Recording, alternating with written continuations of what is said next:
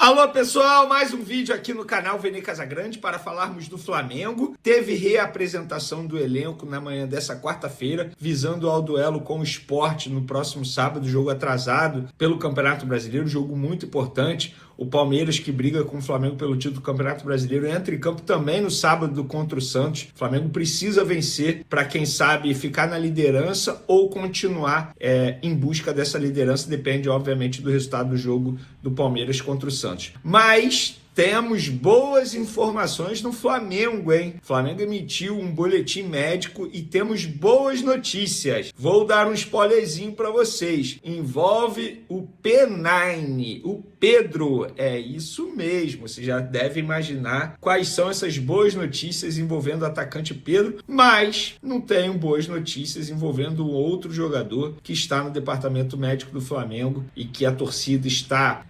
ansiosa para ver de volta em campo. E a gente vai trazer todas essas informações. Tem também Cebolinha. É verdade que ele está indo para o Grêmio, que o Grêmio quer contratar esse jogador pensando na temporada 2026. Nós fomos apurar e vamos trazer aqui para vocês essas informações. Vamos para as informações, galera? Eu vou começar dando um recado para aqueles hipócritas que estão dizendo que o Flamengo... Ontem o Flamengo emitiu um comunicado oficial enorme falando sobre... querendo trazer tópicos importantes para melhorar o produto do futebol brasileiro, e um deles é Flamengo falando que é contra a grama sintética, ou melhor, de plástico, como o próprio Flamengo mencionou na nota. E eu vi muita gente recalcada, por sinal, dizendo que o Flamengo está sendo contra a grama sintética porque não consegue jogar bem ou não ganha as partidas disputadas em grama sintética. Para você que está desavisado e desinformado, ou que é mau caráter mesmo para dizer isso, eu fiz um levantamento aqui de 2023 até hoje. 11 jogos em grama sintética, o Flamengo tem 5 vitórias, 3 empates, 3 derrotas. Um aproveitamento de mais de 54%. 14 gols feitos,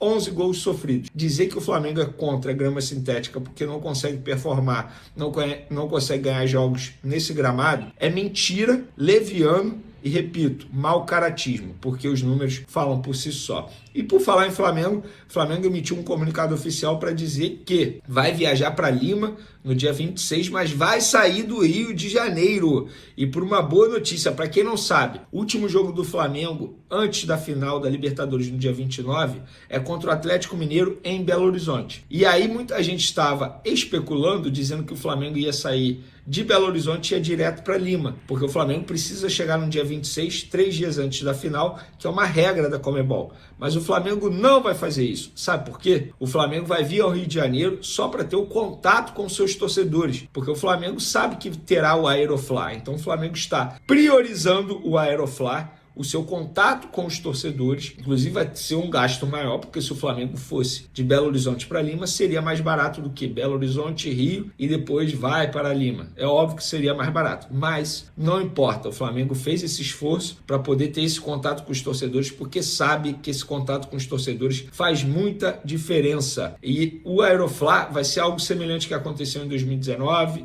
e também em 2022. Em 2021, o Flamengo viajou para Montevidéu direto de Porto Alegre, após enfrentar o Grêmio, e não teve esse Aeroflá. Então, bacana demais, parabéns para a diretoria do Flamengo por essa decisão.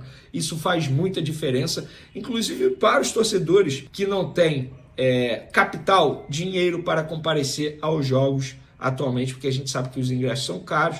Então, o torcedor que ele não tem essa oportunidade de ter contato com os jogadores, no Aeroflá tem. Ele de se fazer presente na história do clube. Isso é bacana demais. Parabéns à diretoria do Flamengo por essa decisão. E o Flamengo emitiu um comunicado oficial atualizando a situação clínica, é o famoso boletim médico do Flamengo, dos jogadores que estão no departamento médico. Vamos lá. Alan, jogador, se recupera de uma fascite plantar e segue em tratamento com o departamento médico do Flamengo. Jorginho, meia, realiza trabalhos em campo com a fisioterapia e a preparação física. Léo Ortiz, esse aí, ainda com resquícios de dor no tornozelo após trauma sofrido na região, o zagueiro segue o planejamento de recuperação estabelecido pelo departamento médico do clube. Pois é, a gente já vai falar sobre isso. E o Pedro, aí é boa notícia, pode sorrir. Em função da boa evolução do quadro, o atacante avançou para o último estágio de sua reabilitação da fratura. Nesta quarta-feira, já com 9 mais curta imobilização, retomou as atividades parciais com o grupo em exercícios ainda sem confronto direto. A programação de recuperação segue dentro do planejado pelo departamento médico do Flamengo. Vamos por partes. Eu vou começar falando da notícia ruim, digamos assim, e vamos terminar com a notícia boa, que é isso que importa. A notícia ruim fica para Léo Ortiz, porque o Léo Ortiz dificilmente terá condições de jogo contra o Sport. Lembrando que Danilo está com a seleção brasileira, não vai poder atuar, que é o reserva imediato do Léo Ortiz ou até mesmo do Léo Pereira. E agora a dúvida é qual jovem vai assumir na ausência do Léo Ortiz. João Vitor, Cleiton ou até mesmo o Iago. O Cleiton não colocaria em campo, até porque é um jogador que já assinou um pré-contrato com uma outra equipe. Então assim, não faz sentido colocar o Cleiton. Eu daria a oportunidade ou para o João Vitor ou para o Iago. Para mim, esses dois jogadores, embora sejam jogadores jovens, mas os dois já mostraram que tem potencial sim para jogar com a camisa do Flamengo, ainda mais diante do pior time do Campeonato Brasileiro, que é o Sport. Então não seria tanta dificuldade desse jeito. E o Iago, querendo ou não, campeão mundial sub-20, sendo importante, já teve confrontos mais difíceis. O João Vitor também. Então eu colocaria um dos dois e a notícia ruim é o Léo Ortiz, mas quem sabe ele retorna aí para o jogo contra o Fluminense no dia 19. Vamos agora para a notícia boa, que é o Pedro. Vocês puderam ouvir aí que eu falei que ele foi a campo. Vamos trazer mais detalhes do Pedro, mais apuração que não estava na nota oficial do Flamengo. Os exames dessa semana constataram que a fratura está em processo de consolidação. Isso é uma ótima notícia, ou seja, é sinal, digamos, vamos lá, eu sou leigo, mas eu vou tentar trazer um bom português para vocês. É como se a ferida estivesse melhorando. Ali está melhorando. Foi uma fratura, gente. Então o osso ele vai ficando juntinho com o passar do tempo com essa proteção. Então, e essa proteção que ele está usando nos treinos, vocês puderam ver imagens, eu não vou botar a imagem aqui porque eu tenho medo do YouTube desmonetizar meu vídeo e eu trabalho pensando na monetização, não vamos ficar aqui, eu preciso pagar minhas contas também, então eu não posso perder a monetização do vídeo. Essa proteção que ele está usando no antebraço não é a proteção que o Flamengo projeta para ele utilizar quando ele voltar aos gramados. E por quê? Essa proteção que ele está usando no treino não é autorizado pela arbitragem para ele entrar em campo, pois é um material extremamente duro, rígido e que pode gerar perigo aos adversários. Então ele não estaria autorizado a entrar com esse material em campo. E a proteção de jogo será uma espécie de bandagem. Quem faz boxe, Muay Thai, como eu faço, sabe do que eu estou falando, que facilita ali os movimentos sem oferecer um grande perigo aos adversários. E existe a chance do Pedro jogar contra o Fluminense no dia 19. Isso não está descartado, a chance é boa. Ele, durante esse período, ele continuou fazendo trabalhos aeróbicos, digamos assim, bicicleta, correndo, enfim, trabalho de força também com as pernas.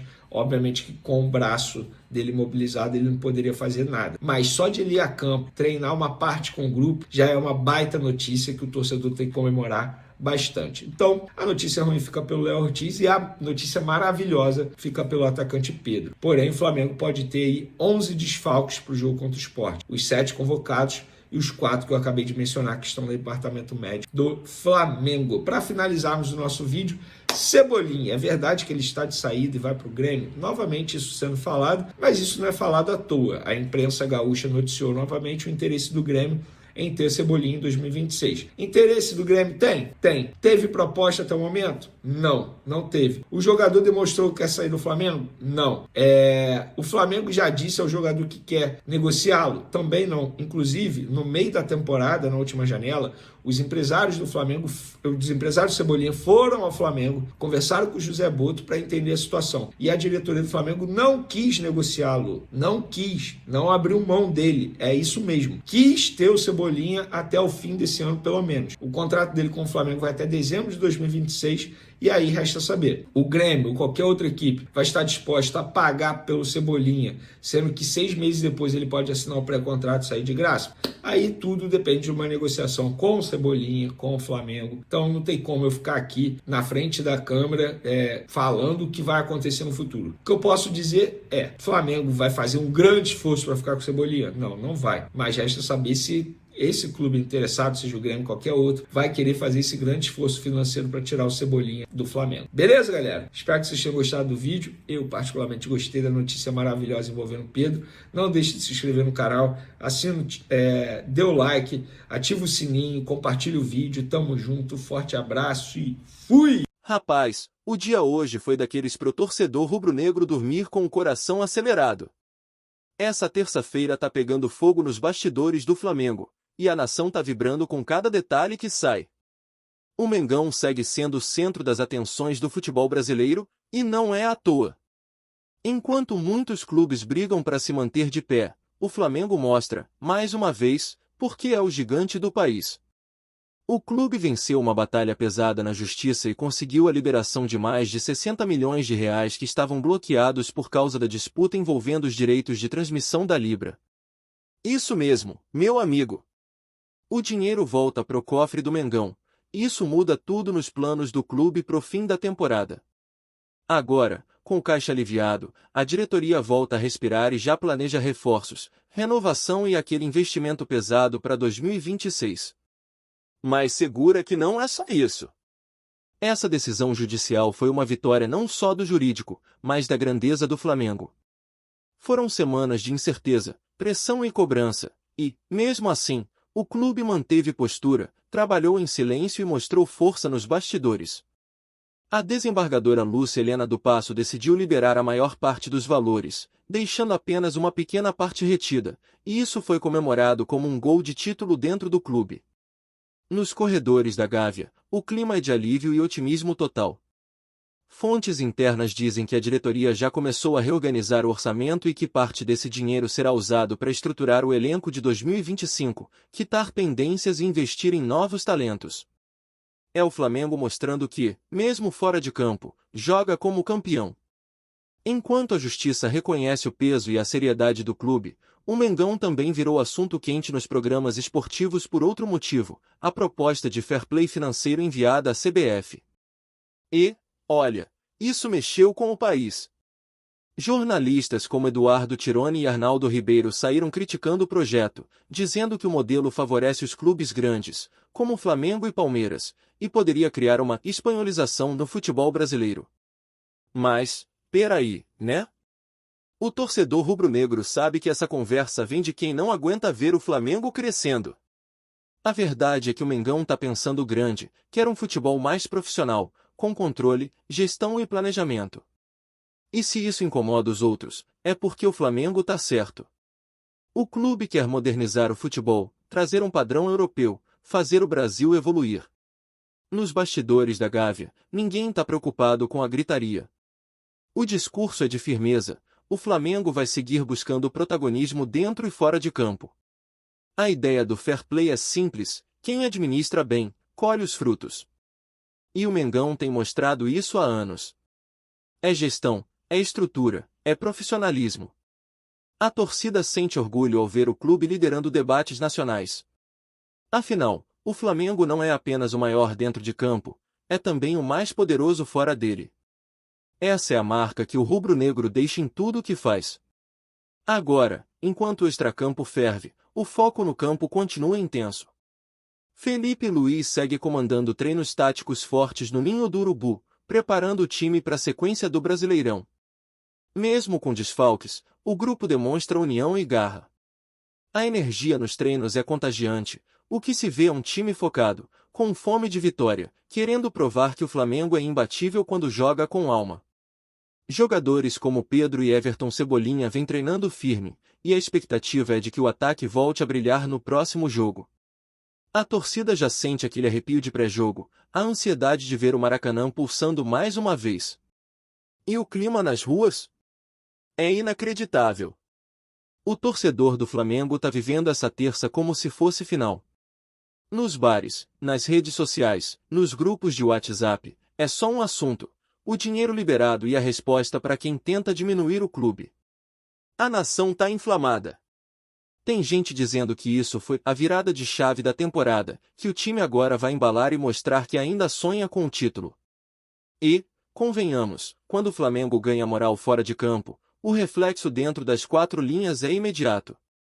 Porque o jogador sente a força da torcida, o peso do manto, a vibração que vem de milhões de apaixonados espalhados por todo o país. O mais incrível é ver como o Flamengo conseguiu transformar pressão em combustível. Enquanto outros clubes se perdem em crise, o Mengão se fortalece. A diretoria, o técnico, o elenco e a torcida estão caminhando na mesma direção. E isso, meu amigo, é perigoso para quem vem pela frente. Quando o Flamengo se une assim, ninguém segura. A palavra no vestiário é reação. O clima é de confiança total. A meta é vencer os próximos jogos, garantir vaga direta na Libertadores e fechar o ano com moral lá em cima, já de olho em 2026, que promete ser um ano histórico. Então segura essa energia, torcedor! Hoje o Flamengo mostrou mais uma vez que é gigante em todos os sentidos.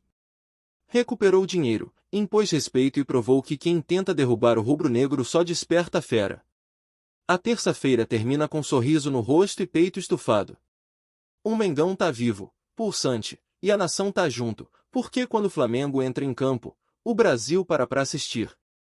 E pode apostar, essa virada judicial é só o começo. Vem mais por aí, e o torcedor já sente, o Flamengo tá prestes a escrever mais um capítulo épico da sua história.